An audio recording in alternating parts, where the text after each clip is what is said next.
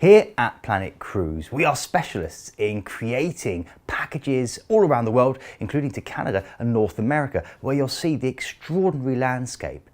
Not only that though, in Canada and North America, you get a chance to travel through the Rockies on a very special train line called the Rocky Mountaineer. It's something that should be a bucket list adventure for everyone. So this week on Planet Cruise Weekly, we're showcasing a previous episode when we discuss the Rocky Mountaineer.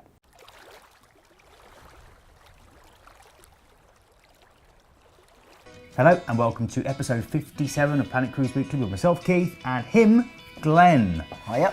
Between us we have over, I think it's 20 years experience of cruising on board ships and about another 15 years working shoreside within the industry. Yep, so you correct. Could say we're a couple of old sailors talking shop. Yeah, and that's why we're talking about trains today. So we know absolutely nothing about this. That's true, because on this week's Planet Cruise What Weekly, a stupid intro that was. we're actually talking about 20 years cruising. cruise experience and this is all about trains. No, we're actually talking about a train journey rather than cruising. But the thing is, the connection We've all here, been on a train, haven't we? We've all been, yeah, absolutely. Hopefully we've all been on a train. Yeah. But you have to cruise to get to the train journey, or you could take a cruise to get to the train journey, or you could do a cruise at the end of the train journey. So there is a connection.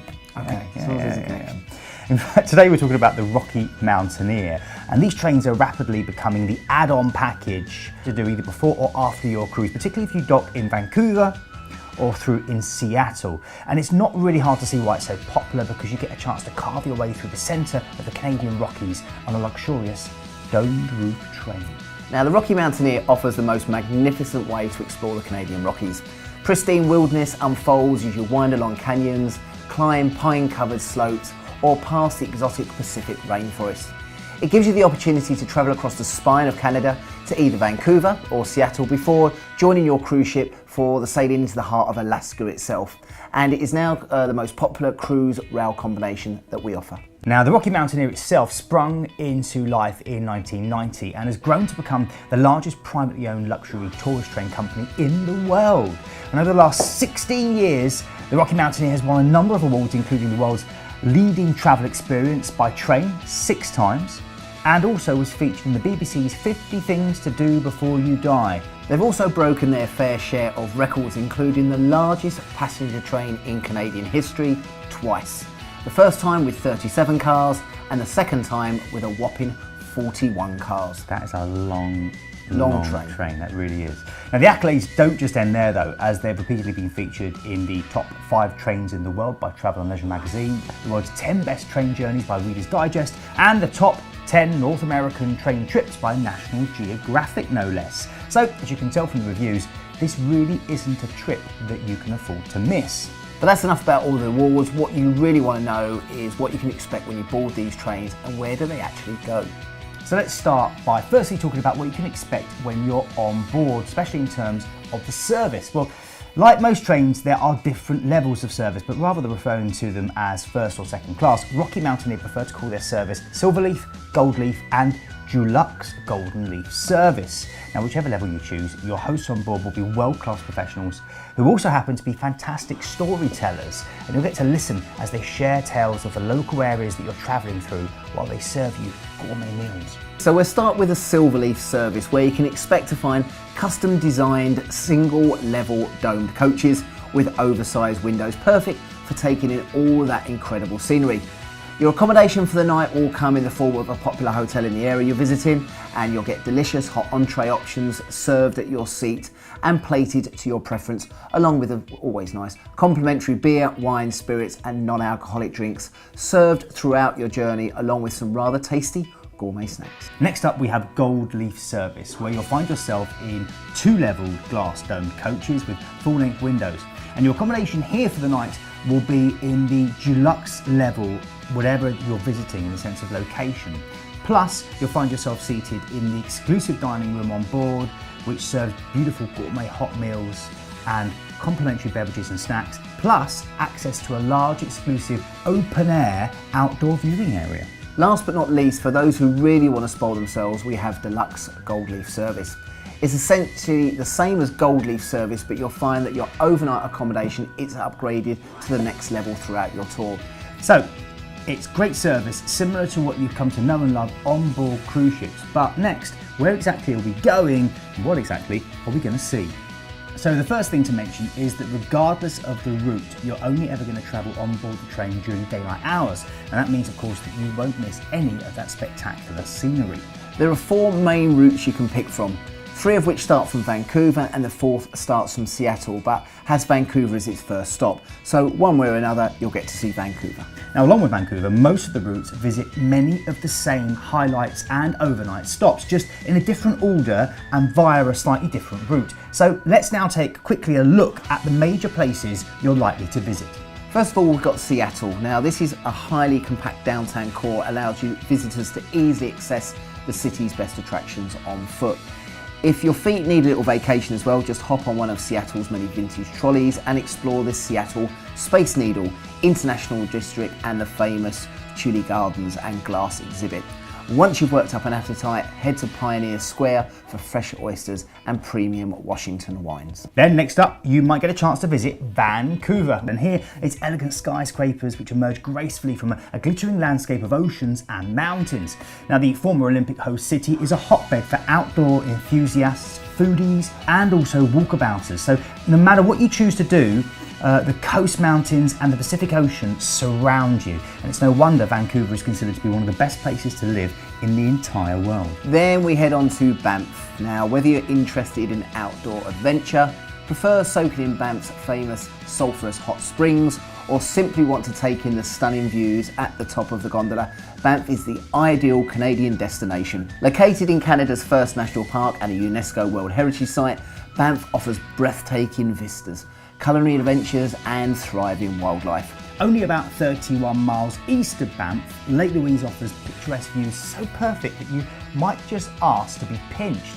The sparkling blue-green alpine lake is nestled at the foot of the Victoria Glacier, created on an epic backdrop that no matter what time of the day you see it, it just blows your mind. So whether you fancy a surreal summer paddle or a light hike in the Canadian wilderness, Lake Louise will put a sparkle into your step. Then we head on to Jasper, and it's a great stop for adrenaline seekers and stargazers. The largest of Canada's mountain parks offers unlimited outdoor activities day or night. Dip your toes in the biggest glacier-fed lake in the Rockies, or watch star systems wheeling across the world's second largest dark sky preserve. You might also get a chance to visit Calgary, which saddles the border between cosmopolitan oasis and cowboy country. So purchase a Stetson and some cowboy boots and wander through the green rolling foothills or explore the city's high-end shopping scene. Then we go on to Kamloops, and this is known as the meeting place of the North and South Thompson River.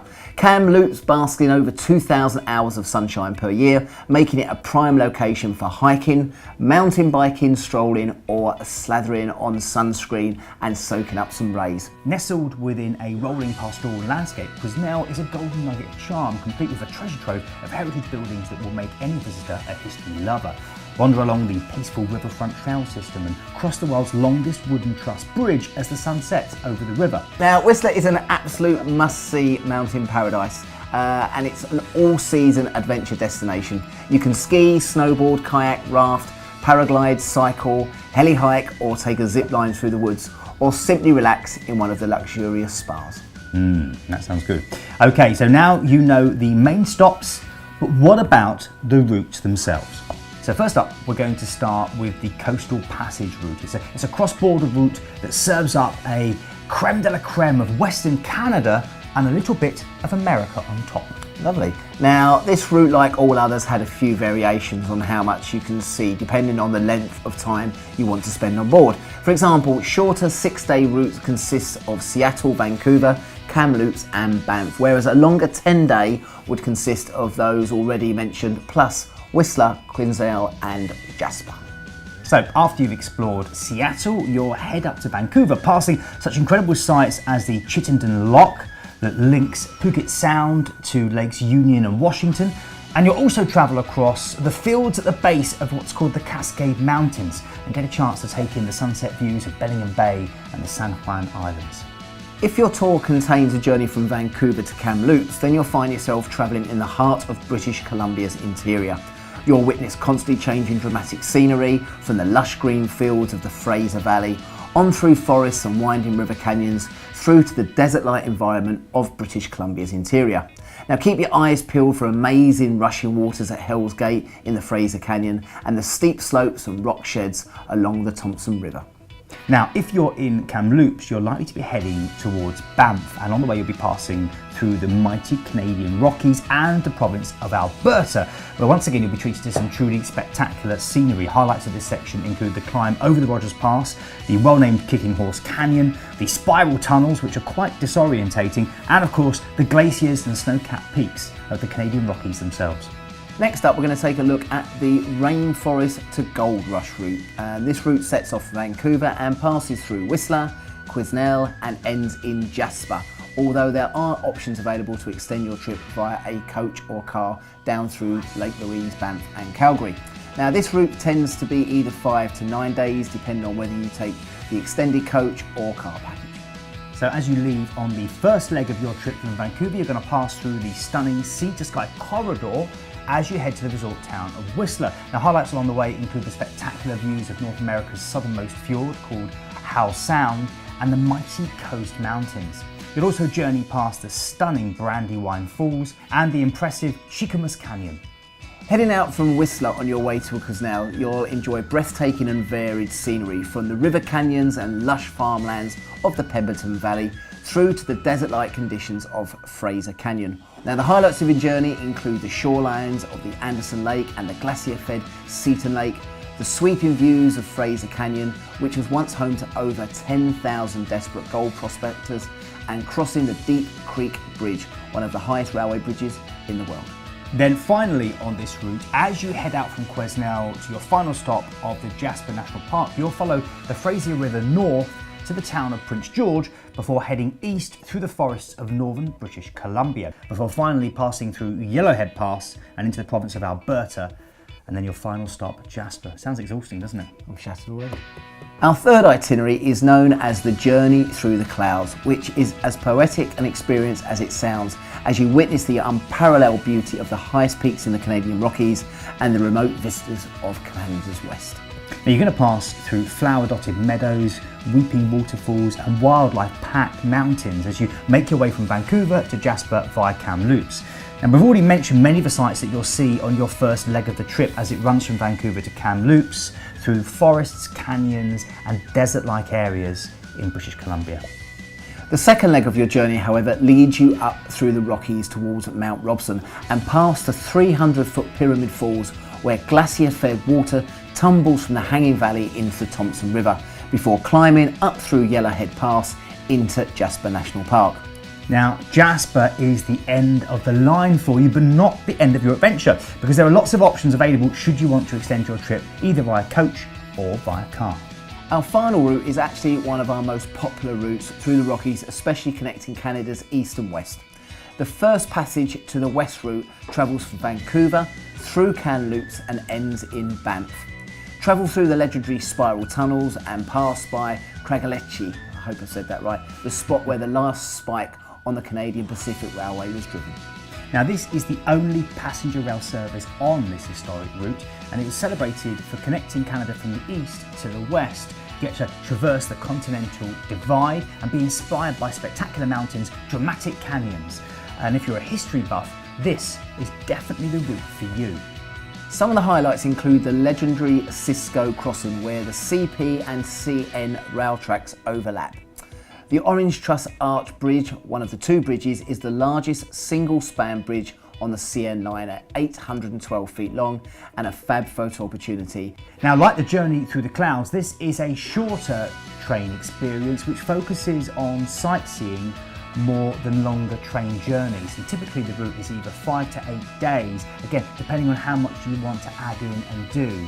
But often on this route you'll only be on the train for actually 3 days, with a couple of days dedicated to the all-important sightseeing once you've reached your journey's end. Now when people think sightseeing, they assume that just wandering around looking at interesting things, but these are the Rocky Mountains, so it's all a little bit more impressive than that. For example, how do you fancy touring the Athabasca Glacier in a giant 6-wheeled Ice Explorer vehicle? And this is just one of the add-on options, but whatever you choose, you'll be certain that you'll be met with incredible sights, sounds and nature. Now just in case you forgot, we are actually a cruise company, not a train company, so People want to know who actually cruises in this area, and this is how we can package these things up for you. So who can you cruise with to combine a Rocky Mountaineer journey? Well, the big players are here, and definitely Holland America Line, Celebrity and Princess. Plus, it's also possible to cruise with some of the ultra luxury lines like Seabourn, Regent Seven Seas and Oceania cruises in this area as well. Well, hopefully this has inspired you to join the BBC in adding this to your bucket list of essential things to do. Now, here at Planet Cruise, as Glenn mentioned, we've been working with the Rocky Mountaineer team for many, many years, and we can easily add it into any cruise that docks in Vancouver or Seattle, or even add it in via a flight from another North American city or port. All you need to do is get in touch. And if you do want to find out more information about the Rocky Mountaineer and some of the cruises you can link in with that, click the link there and it will take you through to some of our destination experts such as Glenn.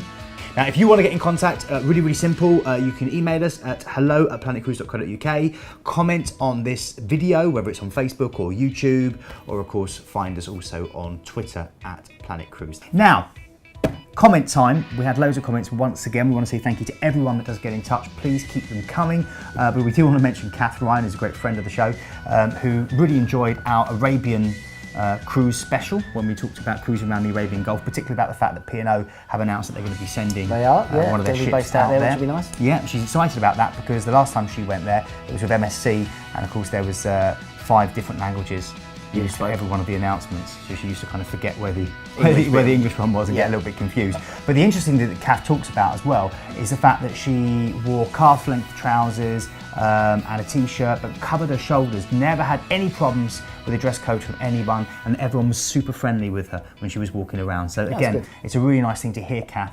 And the other comment came in from Dave Butler, and I think it was in response to you featuring on the Ideal World Cruise show that we do. We did. We actually featured this question that he's asking now, and basically he's hoping that he's looking at doing a cruise in Alaska and wanted to know, can Princess do a cruise and a Rocky Mountaineer package? Well, hopefully this show's giving him that information.